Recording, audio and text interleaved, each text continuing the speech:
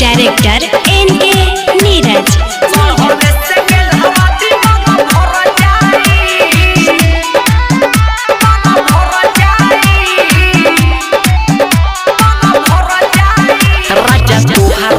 मन नहीं भरता रोज रोज मोर जवानी झरता हे राजा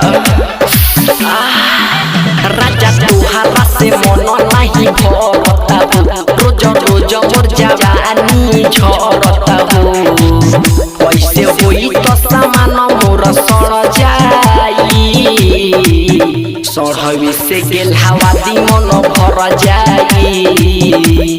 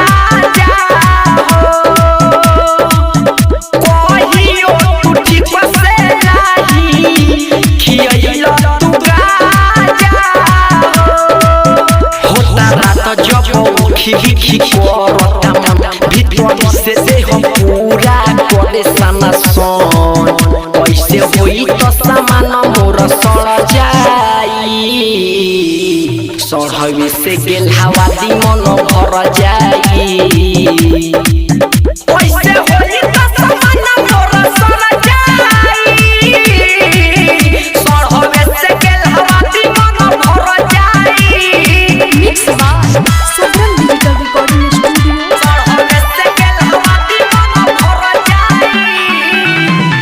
डीजे एन.के. नीरज गुसाईपट्टी कुशीनगर।